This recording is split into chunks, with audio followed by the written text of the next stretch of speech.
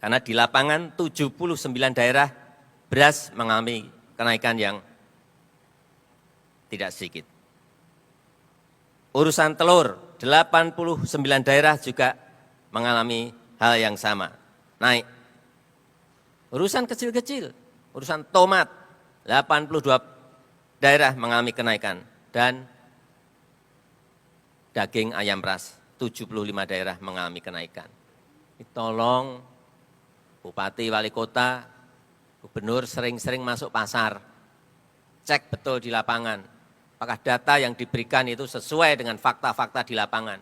Jangan sampai, udah nggak musim lagi sekarang ini, yang bawaan ABS, Pak, baik Pak, nggak ada yang naik Pak, harga stabil Pak. Saya cek langsung lapangan.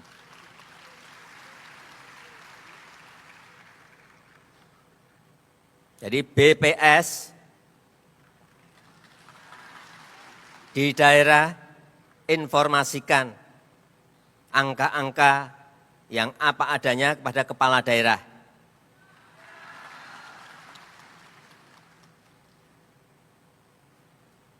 Juga hati-hati mengenai tarif-tarif yang diatur oleh pemerintah maupun Pemda. Hati-hati. Saya berikan contoh saja urusan tarif PDAM. Hati-hati. Kalau urusan listrik, itu urusan kita. Urusan BBM, urusan kita. Tapi yang daerah, yang berkaitan dengan tarif angkutan misalnya, tarif PDAM, hati-hati menentukan, itu bisa menjadikan inflasi naik. Jadi dihitung betul, kalau masih kuat ditahan, kalau enggak kuat naik enggak apa-apa, tapi sekecil mungkin jangan sampai ada PDAM menaikkan lebih dari 100%. Karena data yang masuk ke saya ada.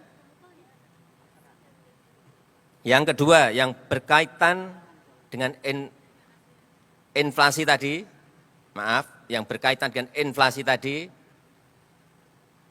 saya melihat sekarang ini dari Kemendagri, dari BI, semuanya terus menyampaikan informasi ke daerah, sehingga daerah semuanya memiliki data. Dan apa yang harus dilakukan, saya kira saya sudah tidak ingin mengulang lagi pada pagi hari ini, karena semuanya sudah tahu bagaimana menutup ongkos transportasi, meningkatkan produktivitas petani, misalnya tomat mahal, perintahkan tanam tomat, cabai mahal, perintahkan tanam cabai. Saya enggak usah mengulang. Yang kedua, yang berkaitan dengan kemiskinan ekstrim.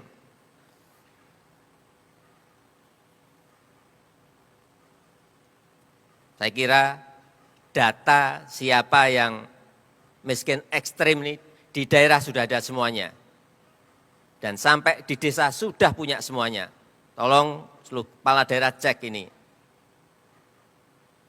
Dan ada 14 provinsi masih di atas nasional. Padahal kita tahu target kita di 2024 kemiskinan ekstrim ini harus berada pada 0%. Ini target yang tidak mudah. Di 2022 masih 2% dan 14 provinsi di atas nasional.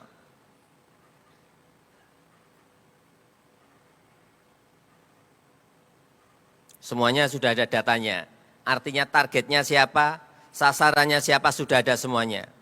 Penanganannya seperti apa, juga saya kira saya sudah tidak usah menyampaikan lagi. Intervensi apa yang harus dilakukan, semua Pemda sudah tahu apa yang harus dilakukan.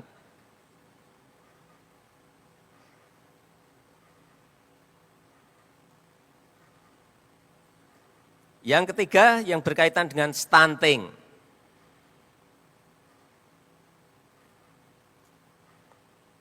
Hati-hati masalah ini. Kita memiliki bonus demografi dan puncaknya nanti berada di tahun 2030-2035.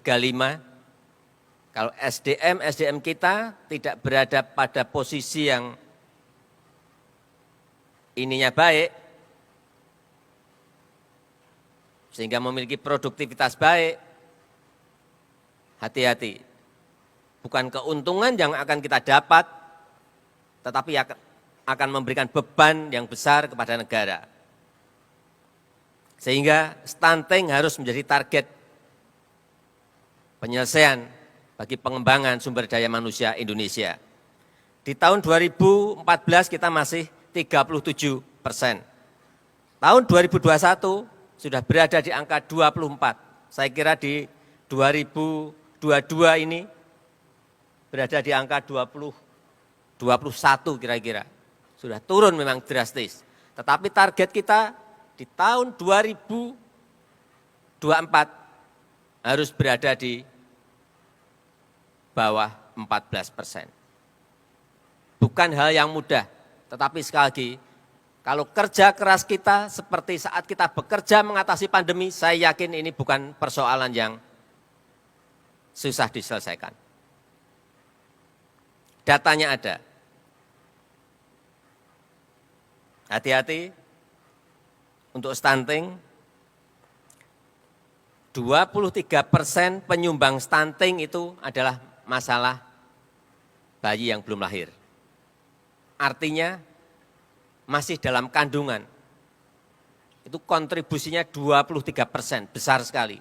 Sehingga perlu saya ingatkan kepada kepala daerah agar dinas, agar BKKBN mengingatkan terus mengenai pentingnya gizi bagi ibu hamil, dicek apakah anemia atau tidak, dicek benar. Karena kunci ada di situ.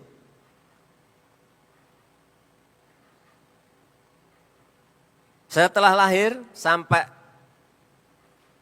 23 bulan, 2 tahun,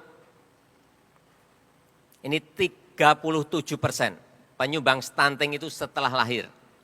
Ini lebih sulit penyelesaiannya. Dan juga perlu saya ingatkan pada saat intervensi, masa kritis intervensi, jangan diberikan makanan yang namanya ultra proses, biskuit, bubur instan. Hati-hati, ini banyak dilakukan, ini keliru loh. Beri yang namanya protein hewani yang tinggi zat besinya. Bisa itu. Saya kira semua juga tahu. Saya sebenarnya nggak mau ngomong, tapi hanya mengulang aja. Hati ayam.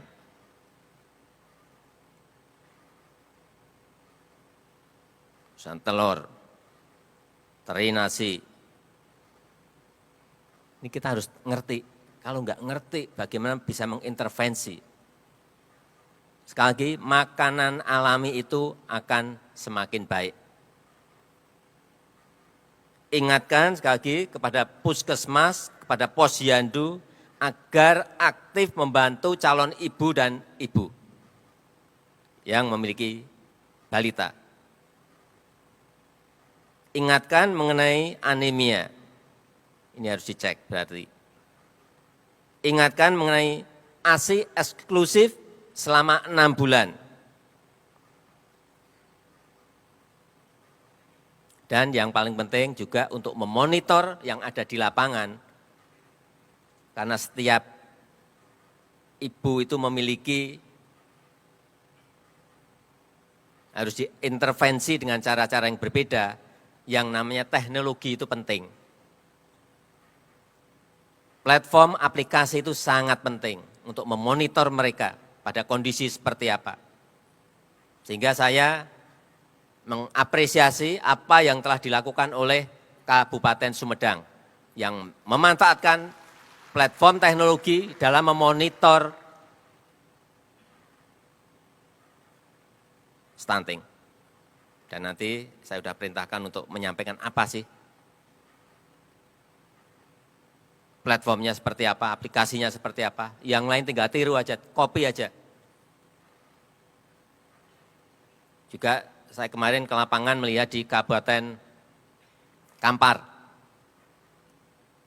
Stunting bisa turun tadi di Sumedang dari 32%, 3 tahun yang lalu, 32%, tahun 2022 sudah turun menjadi 7%. Di Kampar juga sama, tapi tidak menggunakan platform aplikasi.